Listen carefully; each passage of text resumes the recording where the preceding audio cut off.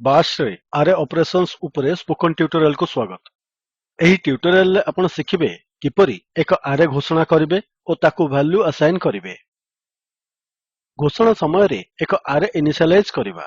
बाश आरे ओ nth element रो दीर्घता खोजिबा। एक आरे print करिवा। ଏହି tutorial ଅନୁସରଣ କରିବାକୁ ଆପଣଙ୍କୁ ପରିଚିତ ହେବାକୁ ପଡ଼ିବ ଲିନକ୍ସ ଅପରେଟିଂ ସିଷ୍ଟମ ସହିତ। ସମ୍ବନ୍ଧିତ ଟ୍ୟୁଟୋରିଆଲ୍ସ ପାଇଁ ଦୟାକରି spoken-tutorial.org ଦେଖନ୍ତୁ। ଏହି ଟ୍ୟୁଟୋରିଆଲ ରେକର୍ଡ କରିବାକୁ ମୁଁ ବ୍ୟବହାର କରୁଛି Ubuntu Linux 1204 OS, GNU Bash version 4110।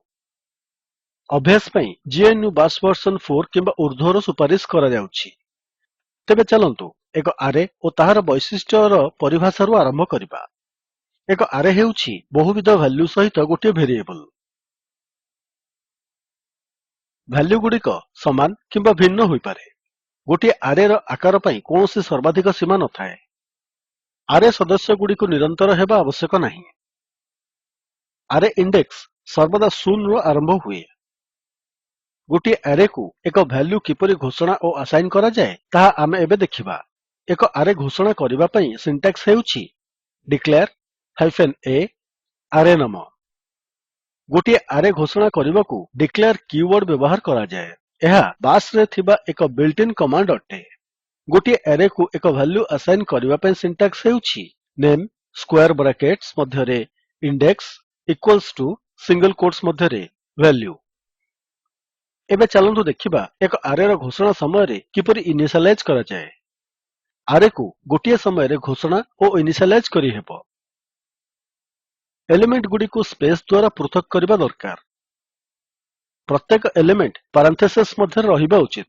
Syntax ହେଉଛି ଡିକ୍ଲେୟାର -a ଆରେ ନାମ ଇକ୍ୱାଲ୍ ଟୁ ଗୋଲ୍ ବ୍ରାକେଟ୍ ମଧ୍ୟରେ ସିଙ୍ଗଲ୍ କୋଟ୍ସ ମଧ୍ୟରେ ଏଲିମେଣ୍ଟ 1 ଏଲିମେଣ୍ଟ 2 ଓ ଏଲିମେଣ୍ଟ 3।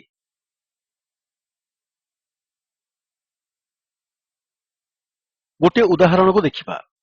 ଏଥିପାଇଁ ଏକା ସାଙ୍ଗରେ Ctrl Alt ଓ T କୀ ଦାବି ଟର୍ମିନାଲ ଖୋଲନ୍ତୁ। ଏବେ ଟାଇପ୍ କରନ୍ତୁ ଗେଡିଟ୍ ସ୍ପେସ୍ array.sh ସ୍ପେସ୍ ଆମ୍ପରସାଣ୍ଡ। ଆମେ ପ୍ରମ୍ପ୍ଟକୁ ଖାଲି କରିବା ପାଇଁ ଆମ୍ପରସାଣ୍ଡ ବ୍ୟବହାର କରୁ। ଏଣ୍ଟର ଦାବନ୍ତୁ। ଆପଣଙ୍କର array.sh ଫାଇଲ୍ ରେ ଏଠାରେ ପ୍ରଦର୍ଶିତ କୋଡ୍ ଟାଇପ୍ କରନ୍ତୁ। ନିମ୍ନ ଏଲିମେଣ୍ଟସ୍ ସହିତ ଏହି ଲାଇନ୍ ଲିନକ୍ସ ନାମକ ଏକ ଆରେ ଘୋଷଣା କରେ। ଡେବିଆନ୍, ରେଡ୍ ହ୍ୟାଟ୍, ଉବୁଣ୍ଟୁ ଓ ଫେଡୋରା। ଏଠାରେ -a ହେଉଛି ଏକ ଫ୍ଲାଗ୍। ଏହା ଆମକୁ ଭାଲ୍ୟୁ ପଢିବାକୁ ଓ ଏକ ଆରେକୁ ଭାଲ୍ୟୁ ଆସାଇନ୍ କରିବାକୁ ଅନୁମତି ଦେଇଥାଏ। ସ୍ଲାଇଡ୍ସକୁ ଫେରିଯାଆନ୍ତୁ। ଏହି ସିଣ୍ଟାକ୍ସ ଦ୍ୱାରା ଏକ ଆରେର ଦୀର୍ଘତା ପ୍ରାପ୍ତ କରିହୁଏ। $ଚିହ୍ନ ଖୋଲା କର୍ଲି ବ୍ରାକେଟ୍ ହାଶ୍ ଆରେ ନାମ ସ୍କ୍ୱେର୍ ବ୍ରାକେଟ୍ ମଧ୍ୟରେ @ ଚିହ୍ନ ଓ ବନ୍ଦ କର୍ଲି ବ୍ରାକେଟ୍। ଏହି ସିଣ୍ଟାକ୍ସ ଦ୍ୱାରା nth ଏଲିମେଣ୍ଟର ଦୀର୍ଘତା ପ୍ରାପ୍ତ କରିହେବ। $ଚିହ୍ନ ଖୋଲା କର୍ଲି ବ୍ରାକେଟ୍ ହାଶ୍ ଆରେ ନାମ ସ୍କ୍ୱେର୍ ବ୍ରାକେଟ୍ ମଧ୍ୟରେ n ଓ ବନ୍ଦ କର୍ଲି ବ୍ରାକେଟ୍। ଏଠାରେ n ହେଉଛି ଏଲିମେଣ୍ଟ ସଂଖ୍ୟା ଯାହାର ଦୀର୍ଘତା ପ୍ରାପ୍ତ କରାଯିବାକୁ ଅଛି। ଏହି ସିଣ୍ଟାକ୍ସ ବ୍ୟବହାର କରି ଆରେର ସମସ୍ତ ଏଲିମେଣ୍ଟସ୍ ପ୍ରିଣ୍ଟ କରିହେବ। $ଚିହ୍ନ ଖୋଲା କର୍ଲି ବ୍ରାକେଟ୍ ଆରେ ନାମ ସ୍କ୍ୱେର୍ ବ୍ରାକେଟ୍ ମଧ୍ୟରେ @ ଚିହ୍ନ ଓ ବନ୍ଦ କର୍ଲି ବ୍ରାକେଟ୍। ଏବେ ଟେକ୍ସଟ ଏଡିଟରକୁ ଫେରି ଆସନ୍ତୁ। ଏହି ଲାଇନ୍ ଆରେ ଲିନକ୍ସରେ ଥିବା ଏଲିମେଣ୍ଟ ଗୁଡ଼ିକର ସମୁଦାୟ ସଂଖ୍ୟା ପ୍ରଦର୍ଶିତ କରିବ। ଏସ୍କେପ୍ ର ବ୍ୟାଖ୍ୟାକୁ -e ସକ୍ଷମ କରିଥାଏ। ଏହାକୁ ଆମେ ମିଶାଇଛେ କାରଣ ଲାଇନ୍ ର ଶେଷରେ ଆମ ପାଖରେ n ଅଛି। ପରବର୍ତ୍ତୀ ଲାଇନ୍ ଆରେ ଲିନକ୍ସର ସମସ୍ତ ଏଲିମେଣ୍ଟସ୍ ପ୍ରଦର୍ଶିତ କରେ। ଏହି ଲାଇନ୍ ଆରେ ଲିନକ୍ସର ତୃତୀୟ ଏଲିମେଣ୍ଟ ପ୍ରଦର୍ଶିତ କରେ। ଦୟାକରି ଧ୍ୟାନ ଦିଅନ୍ତୁ ଯେ ଗୋଟିଏ ଆରେ ସର୍ବଦା ଇଣ୍ଡେକ୍ସ 0 ସହିତ ଆରମ୍ଭ ହୋଇଥାଏ। ଶେଷରେ ଏହି ଲାଇନ୍ ତୃତୀୟ ଏଲିମେଣ୍ଟରେ ଥିବା କ୍ୟାରେକ୍ଟର୍ସର ସଂଖ୍ୟା ପ୍ରଦର୍ଶିତ କରେ। ଏବେ ଟର୍ମିନାଲକୁ ଯାଆନ୍ତୁ।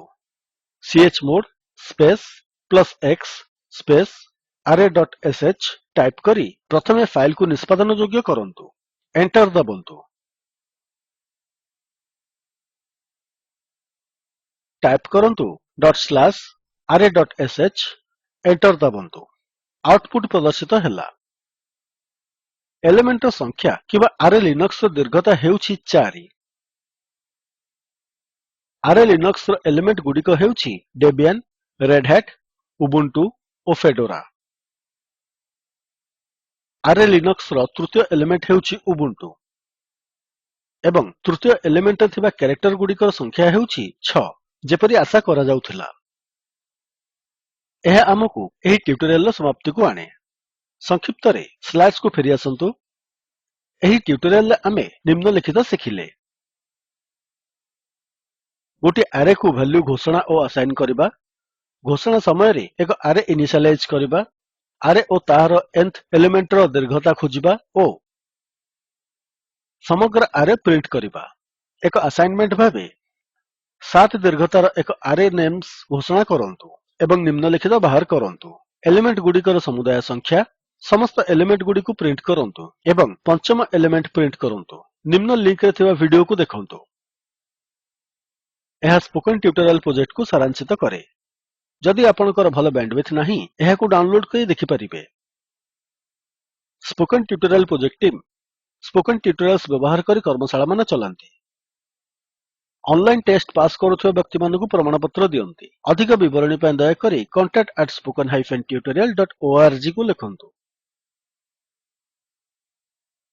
Spoken Tutorial project Talk to a Teacher ପ୍ରୋଜେକ୍ଟର ଏକ ଅଂଶ। ଏହା ଭାରତ ସରକାରଙ୍କ MHRDର ଆଇସିଟି ମାଧ୍ୟମରେ ରାଷ୍ଟ୍ରୀୟ ସାକ୍ଷରତା ମିଶନ ଦ୍ୱାରା ସମର୍ଥିତ।